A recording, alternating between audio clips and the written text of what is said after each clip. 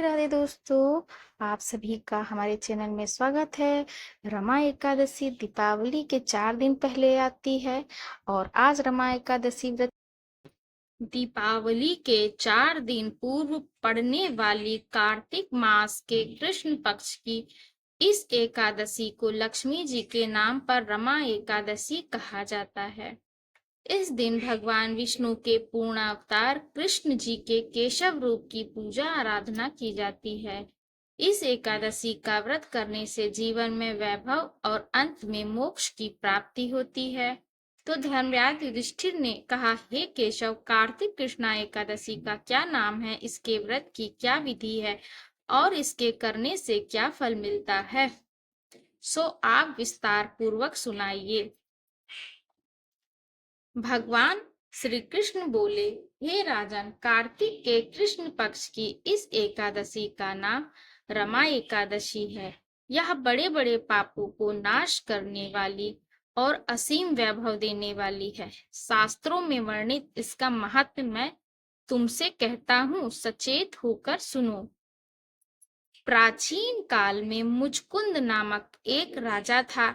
उसके इंद्र के साथ गहन मित्रता थी और साथ ही यम, कुबेर, वरुण तथा विभीषण के साथ भी मित्रता थी। वह राजा बड़ा धर्मात्मा तथा विष्णु भक्त था और न्याय पूर्वक राज्य करता था। राजा मुचकुंद के एक कन्या थी जिसका नाम था चंद्रभागा। उस कन्या का विवाह चंद्रसेन के पुत्र शोभन के साथ हुआ था। एक समय शोभन अपने ससुर मुचकुंद के घर आया। उन्हीं दिनों जल्द ही पुण्यदायिनी रमा एकादशी आने वाली थी। व्रत का दिन समीप आता तो चंद्रभागा को अत्यंत सोच उत्पन्न हुआ कि मेरे पति बहुत दुर्बल हैं और मेरे पिता की व्रत के बारे में आज्ञा अति कठोर है। दसवीं को राजा ने ढोल बजवाकर सारे राज्य में यह घोषणा करवा दी कि रमा एकादशी को सभी लोग व्रत करेंगे। घोषणा को सुनते ही शोभन को अत्यंत चिंता हुई और अपनी पत्नी से बोला, मुझे क्या करना चाहिए? मैं किस प्रकार भूख सहन नहीं कर सकूंगा? ऐसा उपाय बतलाओ कि जिससे मेरे प्राण बच सकें, अन्यथा मेरे प्राण अवश्य चले जाएंगे। चंद्रभागा कहने लगी, हे स्वामी, मेरे पिता के राज में एकादशी को कोई भी भोजन नहीं करता। हाथी, घोड़ा, ऊंट, बिल्ली, गौ आदि भी तृण और जल आदि ग्रहण नहीं कर सकते। फिर मनुष्य का तो कहना ही क्या है। यदि आप भोजन करना चाहते हैं तो किसी दूसरे स्थान पर चले जाइए, क्योंकि यदि आप यहाँ रहेंगे तो अवश्य ही व्रत करना पड़ेगा। ऐसा सुनकर शोभन कहने लगा, हे प्रिय, तुम्हारे साथ मैं भी व्रत करूंगा। जो भाग्य में होगा वह देखा जाएगा।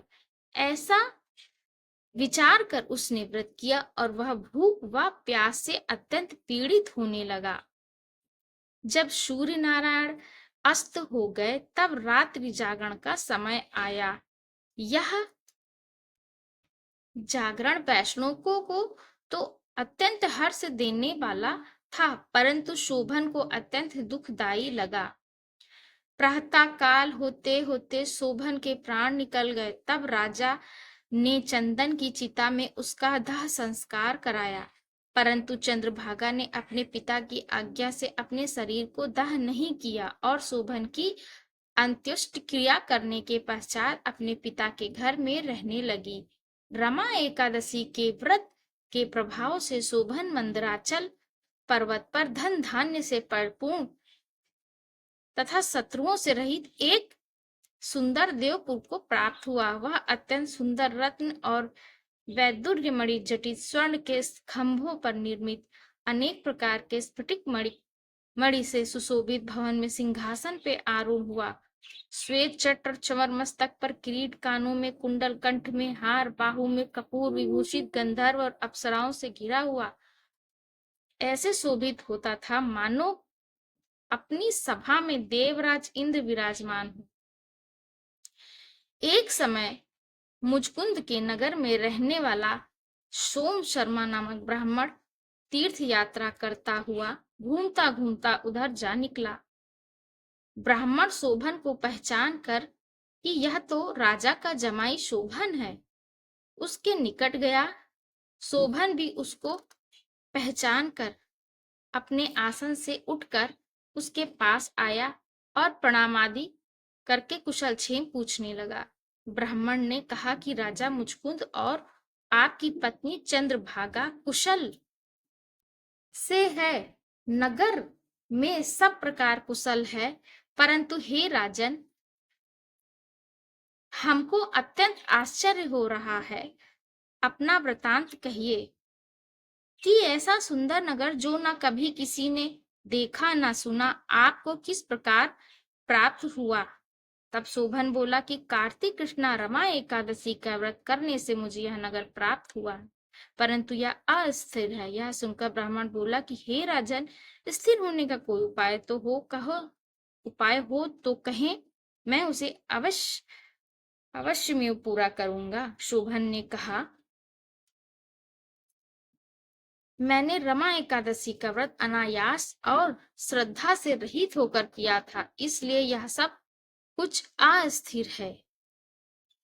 यदि आप मुचकुंद की कन्या चंद्रभागा को यह सब वृतांत कहें तो यह स्थिर हो सकता है। यह सुनकर ब्राह्मण सोम शर्मा अपने नगर में लौटकर चंद्रभागा से संपूर्ण वृतांत कहा।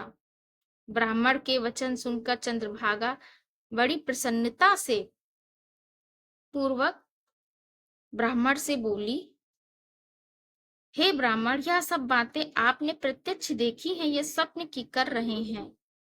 ब्राह्मण कहने लगा, हे पुत्री, मैंने महावन में तुम्हारे पति को प्रत्यक्ष देखा है, साथ ही किसी से विजय ना हो ऐसा देवताओं के नगर के समान उनका नगर भी देखा है। उन्होंने यह भी कहा है कि यह स्थिर नहीं है। जिस प्रकार यह स्थिर रह सके वह उपाय आपको करना चाहिए। चंद्रभागा कहने लगी, हे विप्र, तुम मुझको वहां पर ले चलो। पतिदेव के दर्शन की मेरी तीव्र लालसा है। मैं अपने किए पुण्य से उस नगर को स्थिर बना दूंगी। आप ऐसा उपाय कीजिए जिससे उनका और मेरा मिलन हो सके। आपकी अति कृपा होगी और आपको पुण्य भी मिलेगा। सोम शर्मा चंद्रभागा को साथ लेकर मंदराचल पर्वत के समीप वामदेव ऋषि के आश्रम में गया। वामदेव ऋषि ने उनकी बात सुनकर वेद मंत्रों से उज्जवल तिलक द्वारा चंद्रभागा का अभिषेक किया। तब ऋषि मंत्र के प्रभाव और एकादशी के व्रत से चंद्रभागा का शरीर दिव्य हो गया और वह अत्यंत प्रसन्नता के साथ अपने पति के निकट गई। अपनी प्रिय पत्नी को आते देखकर शोभन अत्यंत प्रसन्न हुआ और उसको बुलाकर अपनी बाईं तरफ बिठाया।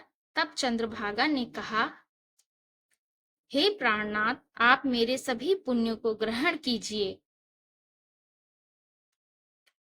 जिससे आपका यह नगर और राज्य स्थिर हो जाए। जब मैं 8 वर्ष की थी तब से सभी एकादशियों के व्रत को पूर्ण श्रद्धा पूर्वक विधि विधान के साथ करती आ रही हूँ। इस पुण्य के प्रताप से आपका यह नगर स्थिर हो जाएगा तथा समस्त कार्य पूर्ण होकर प्रलय के अंत तक रहेगा। इस प्रकार चंद्रभागा दिव्य रूप धारण कर तथा दिव्य आभूषणों और वस्त्रों से सुशोभित होकर अपने पति के साथ रहने लगी। हे राजन, यह मैंने रमा एकादशी का महात्म्य कहा है। जो मनुष्य इस व्रत को करते हैं उनके समस्त पाप नष्ट